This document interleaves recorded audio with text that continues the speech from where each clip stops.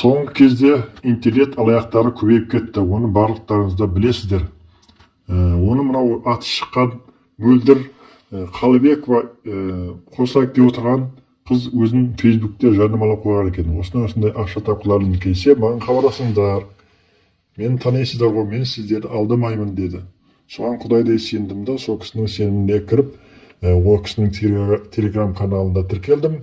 Сөйттім да ойын шартын ұғып алдым. Ол кісі айтты, қазір сіздерді өзіңізге осы ойынға 3 шот ашасыз, шотыңызға 15 000 теңге саласыз деді. Сөйтіп ақшаны салдым, сосын сіз 2 сағат күтесіз деді. Сіздің осы шотыңызға ақшаны 120 000 теңге аламын 2 сағаттан кейін деді. Содан кейін сіз аласыз деді. Жарайды деп күттім. 2 сағат өткеннен кейін айтты, сіздің ақшаңыз деді 120 000 емес 160 000 болды деді.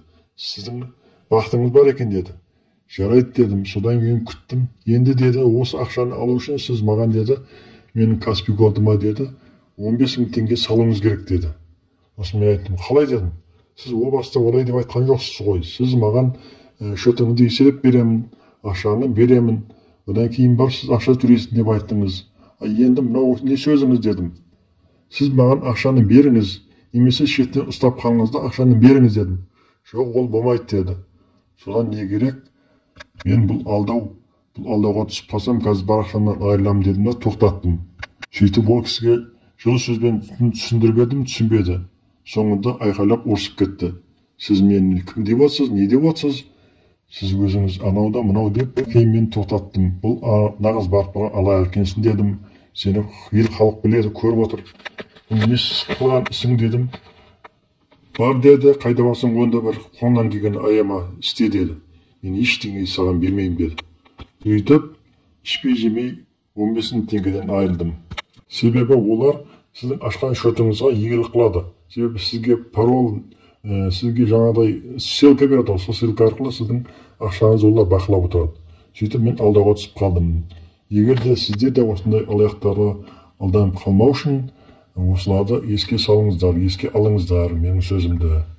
Қазір не көп? Интернет алаяқтары көп. Одан кейін авиатор ойынында да сондай адамдар көп қазір. Алаяқтар көп кетті. Авиатор ойынын саған деді, тегін коэффициент беремін. Сен сол коэффициент арқылы ақшаны көтересің деді. Содан жарайды деп келістім. Кеше бір Шахрух деген бір жігіт маған хабарласты. Өзін деген жаңағыдай намаз оқитын, намазхан болып, несін аккаунтына намаздың суретін салып қойған, суреттерін салып қойған. Сөйтіп жарайды деп, енді намаз оқиған адам болса алдамайды дедім да, сол кісінің сеніміне кіріп, авиатор ойынына маған айтты, осындай аккаунт ашасың, осы жерге ссылкаға тіркелесің деді. Сөйтіп тіркелдім. Шотыңа 2,5 000 теңге саласың деді. Салдым.